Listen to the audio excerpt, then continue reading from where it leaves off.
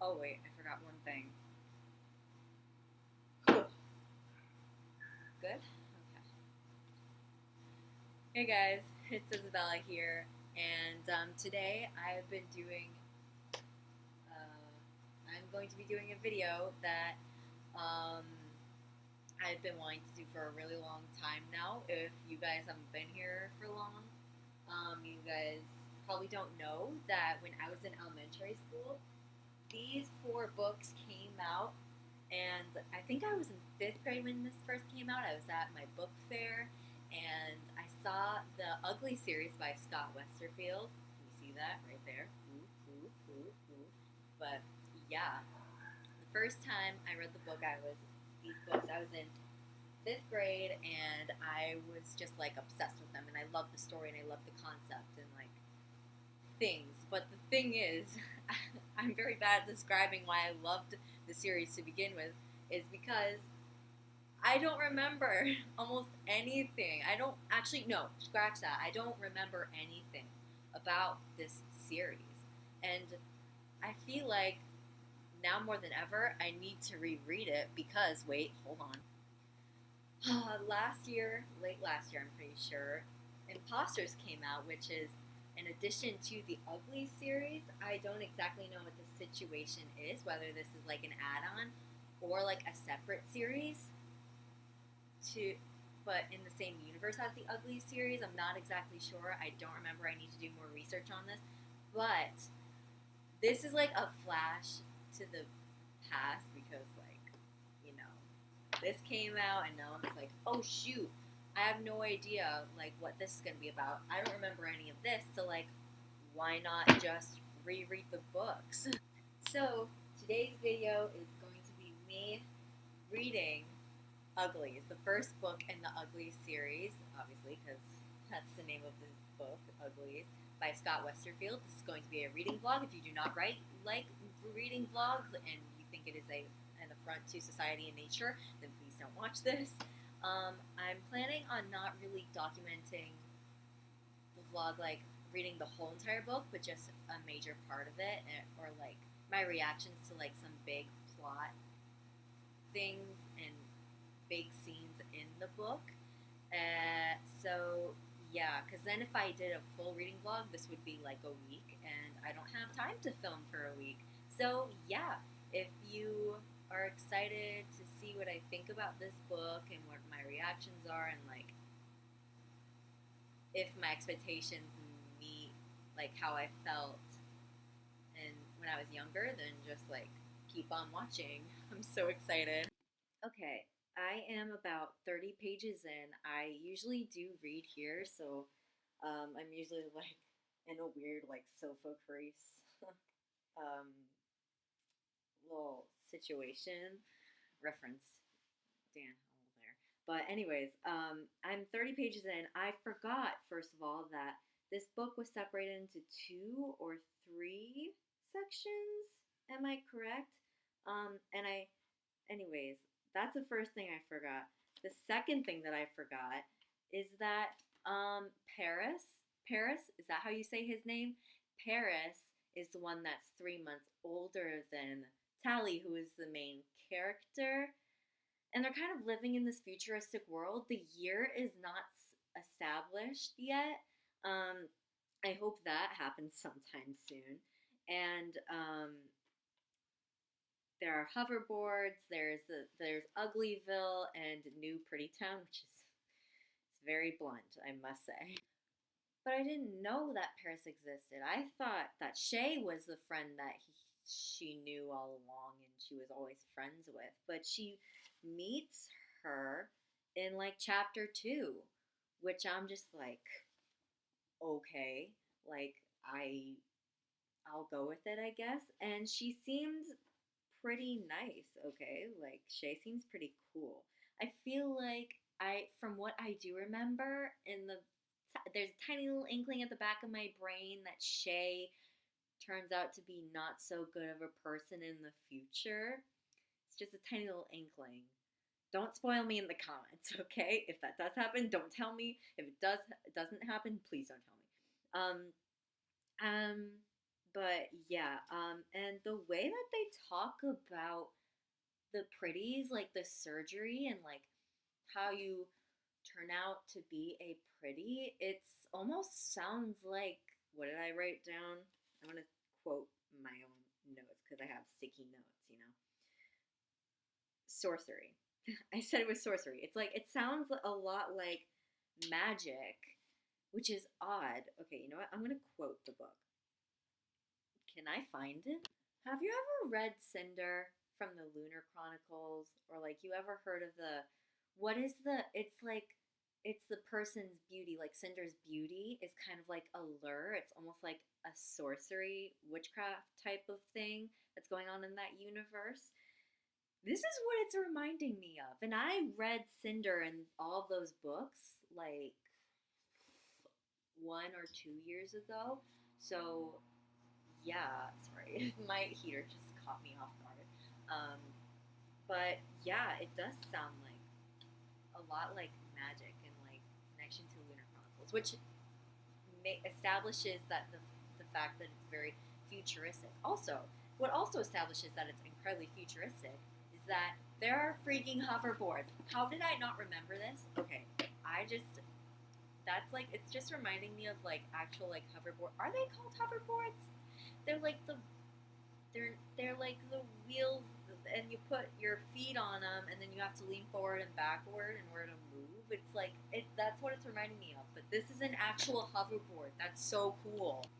As expected in this book, they play a lot. Scott Westerfeld plays with the idea of beauty a lot. Of course, it being called Uglies, and then the second book being called Pretties. But it just plays with the ideas of like beauty standards nowadays. I'm sorry, I'm just like quoting. I'm quoting my notes, and it's very interesting and like very even relevant to nowadays because when was this published? 2005. Okay, so maybe I was in fifth grade when this was published because I'm 16. You can go ahead and do the math. I do remember also that you can get the pretty surgery in like when you're 16. Yes, that's what I was trying to say. I blanked for just a second. You can get the pretty surgery when you're 16. Okay, first of all, can we stop for just a second? Your skin is replaced. Your eyes are adjusted. You get like full like face surgery, and then you get the skin replaced, and you get like, bro, how does that even work? Is my, oh, it's starting to look like sheet, whatever. How does that even happen? Like, are you okay once the surgery's done? I'm expecting, since this is like in a science fiction, futuristic universe, that this isn't really a big of a problem. But like, being only 30 pages in, I hope that in the future books, or at least later on in this book, they explain the history of how this surgery came to be, and like how did all this like start happening, and what like sparked the idea of getting this surgery, and who was the first person to get it, and where are they now, like does the beauty standards, and like it says that like the surgery also affects your health, and your health is increased, and that you are like, it's almost like you get a barricade, like a protection from illness and stuff, because they party all night and they don't have a worry in the world. I'm thinking that the surgery also affects how long you get to live, or like what foods you can eat. Like, can they gain weight as like effectively as like the Uglies? Which like a lot of questions about that has sprung into my mind. One last thing I want to say right now. Paris. I don't know how I feel about his character. He's kind of like of course it's normalized because like the beauty surgery has been around for so long that like, oh, you can be my friend once you're pretty too, and once you get the surgery in 3 months, because she's 3 months younger than him. But I don't know. Like, something just doesn't feel right about that notion. Like, how long, again, with the history thing and like its background of the surgery, like how long has this been around? How normalized is this surgery? Let's be real here.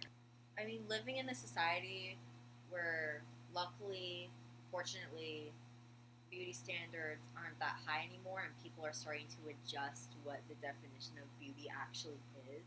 There's no beauty surgery here, so maybe it's just my mind like not being able to comprehend the thinking of people in this universe where this is pretty normalized, the surgery. So like, I don't know, but I don't like Paris, okay? That's pretty much it for now. I'm gonna keep on reading and I'll get back to you in just a bit.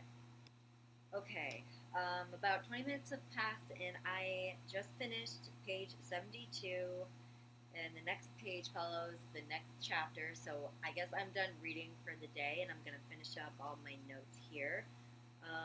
First off, they delved in more into the hoverboards and how they have sensor. You put a sensor on your. My scarf is going crazy. You put a sensor on your stomach and on your wrists and on your ankles, I think. Did I read that right? Yeah. So I'm wondering, like, do they use sensors for something else? Like, if the sensors can help you with, like, say, like, how does this work? Like, the sensors, like, pull you up and pull you down so that you can stay on the board. I'm assuming that's how they work. So, like, are the sensors used for other bodily functions? If that makes any sense? Like, can the sensors also be used for other functional purposes with humans in this time? Like, I'm curious, because I have a feeling that it comes up at some other point in the story. Going along with the technology stuff in this world, like, when they talk about the wall screens, they're called, like, morphs. And they, like, make their faces, like, they can morph their faces into what they want to look like when they're pretty, and they show the doctor that before they get their surgery done, I'm assuming. And it's kind of just starting to sound like a normal plastic surgery. Because, like, you go to the doctor and you tell them what you want, and then you get it done, and then, like, when you do it, you instantly become cooler or something like that. But also later in the book, it kind of sounds like turning into a pretty and getting the pretty surgery done means that, like, you're growing up a bit. Like, the book said that, like, you don't do any more kiddie things and you go out and do it. You're more responsible for things and you go out and party and you drink and you've got nothing to worry about, which is odd because you have a lot of things to worry about when you're an adult. But it also sounds like the surgery sounds like a way of initiation into society and, like, growing up and, like, becoming an adult, which is interesting to say the least. Found it interesting to find out that Shay, it's like she's kind of like on the fence about the surgery, which is really weird. Because I thought, like, I thought she would have been obsessed with it. I don't know. Like, I have some askew memories of this book, and it turns out Tally's the one that's obsessed. Shay is the one that doesn't really care that much, and it almost sounds like she doesn't want the surgery in general. Like, she's fine with how she looks, and, like, good for her, okay?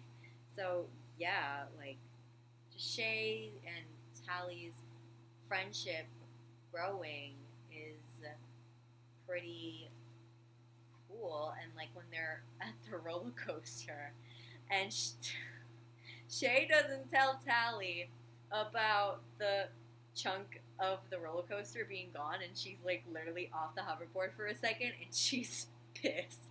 I thought that was super funny, and it, like, their friendship grew a little bit more in that moment, which I appreciated. Also, like, who is David? Like, this is just a quick note because I just finished, like, where they stopped talking about David in this chapter. Like, they just mentioned David and they were anticipating his arrival, but he didn't come. And Shay said that he's from a different town, which concerns me. He was like, what town is he from? Is he from the prettiest town? Is he what? Is he like what's going on with David? I need to know. The roller coaster that I mentioned earlier was a part of the Rusty Ruins, which is a reference to like people in our like present time, like us, basically our society, about how it belonged to the Uglies, and the city that it used to be is now called the Rusty Ruins because it was made of out of metal, and like it belonged to the Uglies, like us, and it's like they keep on referencing us like in the present time because they mentioned, hold on, let me pull this.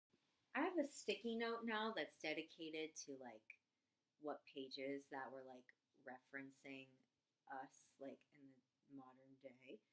But I think it was Tally that said, yeah, and people killed one another over stuff like having different skin color. Tally shook her head. No matter how many times they repeated it at school, she never really quite believed that one.